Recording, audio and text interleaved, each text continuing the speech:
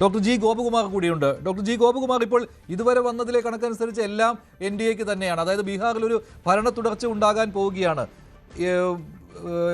RJDക്ക് ഒരു തിരിച്ചുവരവിനുള്ള ഒരു സാഹചര്യമില്ല. കോൺഗ്രസ് സ്വാഭാവികമായിട്ടും കഴിഞ്ഞ തവണത്തേക്കാൾ നില മോശമാക്കുകയാണ് ഈ എക്സിറ്റ് പോൾ. താങ്കൾ വിശ്വസിക്കുന്നുണ്ടോ എക്സിറ്റ് പോളിനെ?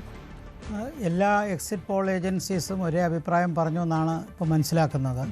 അപ്പോൾ ഒരേ അഭിപ്രായം വന്നു എന്നുള്ളത് തന്നെ ഒരർത്ഥത്തിൽ ഭരണ തുടർച്ചയ്ക്കുള്ളൊരു തരംഗമായിട്ട് അതിനെ ഒന്നുകൂടി വന്നുള്ളൂ. ദൈനിക് ഭാസ്കറിനെ അനുസരിച്ച് 145, 160, MGB 73, 91. അവിടെയും 100 സീറ്റ് പോലും 5 പോൾ ഏജൻസീസ് ഒരേ അഭിപ്രായം പറഞ്ഞ സ്ഥിതിക്ക് ഭരണ തുടർച്ചയ്ക്ക് അനുകൂലമായ ഒരു വിധിയെഴുത്താണെന്നുള്ളതിന് യാതൊരു സംശയവുമില്ല.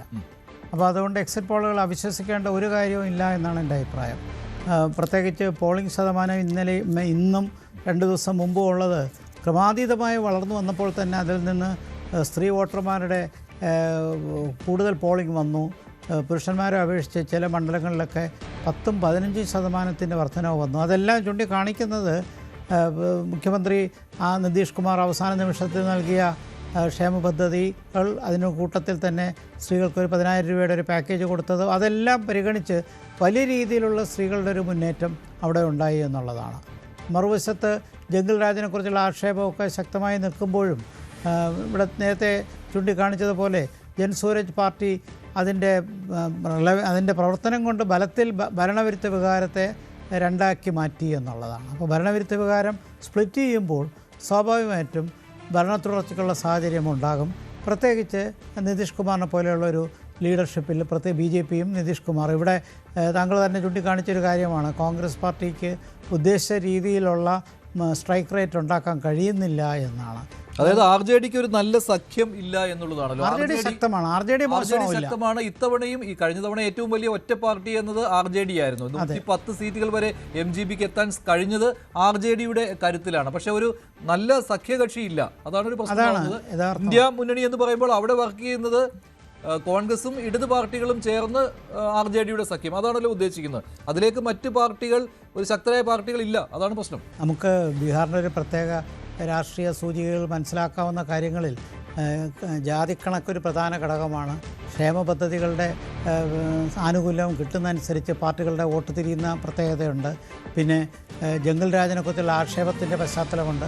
പിന്നെ മൊത്തത്തിൽ നോക്കുമ്പോൾ പിന്നോക്ക സംസ്ഥാനമാണ് ബീഹാറെങ്കിൽ പോലും ഇന്ത്യയിലെ സംസ്ഥാനങ്ങളെ അപേക്ഷിച്ച് ഏറ്റവും പിന്നോക്ക സംസ്ഥാനങ്ങളിലൊന്നാണ് ബീഹാർ എന്നുള്ളതിന് തർക്കമില്ലെങ്കിലും കഴിഞ്ഞ 10-20 വർഷമായിട്ട് ബീഹാറിൽ ഒരു ഇൻക്രിമെൻ്റൽ പ്രോസസ്സിൽ കൂടി ആണെങ്കിലും സ്ലോ ആണെങ്കിൽ പോലും പുരോഗതി കാണുന്നുണ്ട്.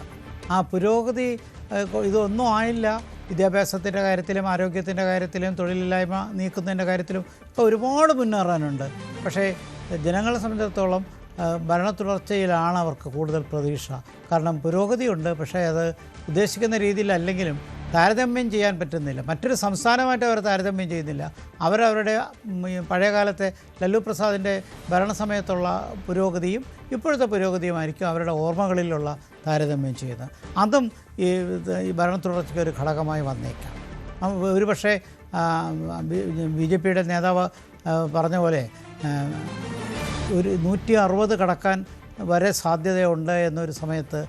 ഇതാണ് പോളോ പോൾസ് നോക്കിക്കഴിയുമ്പോൾ പീപ്പിൾ പൾസിൽ 133, 159, JVCയുടെ സർവേ അനുസരിച്ചാണെങ്കിൽ 135, 150, മാട്രിക്സിന്റെ കണക്കനുസരിച്ച് ആണെങ്കിൽ 147, 167, ചാണക്യയാണെങ്കിൽ 130, 138. എല്ലാത്തിലും ഈ കുറഞ്ഞ ഡിജിറ്റ് എന്ന് പറയുമ്പോൾ 130 വരെ കുറഞ്ഞേക്കാമെന്ന് ചാണക്യയുടെ ഫലം പറയുന്നു. പക്ഷേ അങ്ങനെ വരുമ്പോഴും കേവല ഭൂരിപക്ഷത്തേക്കാൾ കൂടുതലാണ്. പരമാവധി സാർ പറഞ്ഞ പോലെ 167 സീറ്റുകൾ വരെ പ്രവചിക്കുന്നുണ്ട്. അതായത് 160 കടന്നും വേണമെങ്കിൽ NDA പോയേക്കാം എന്നുള്ളതാണ്. അതേസമയം MGB നോക്കുകയാണെങ്കിൽ ഒരു ഏജൻസിയും എക്സിറ്റ് പോളിൽ പറയുന്നില്ല MGBക്ക് കേവല ഭൂരിപക്ഷം കിട്ടുമെന്ന്. അതായത് മാത്രമല്ല കഴിഞ്ഞ തവണത്തെ അത്രയും സീറ്റുകൾ പോലും കഴിഞ്ഞ തവണ 110 സീറ്റുകൾ കിട്ടിയതാണല്ലോ. 15 സീറ്റുകളുടെ വ്യത്യാസമേ ഉണ്ടായിരുന്നുള്ളൂ. 15 അത്ര വലിയൊരു വ്യത്യാസം അല്ല. അവിടെ കോൺഗ്രസ് അല്പം കൂടി നില മെച്ചപ്പെടുത്തിയായിരുന്നുവെങ്കിൽ അന്ന് അധികാരം പിടിക്കാമായിരുന്നു MGBക്ക്. പക്ഷേ അത് സാധിച്ചില്ല.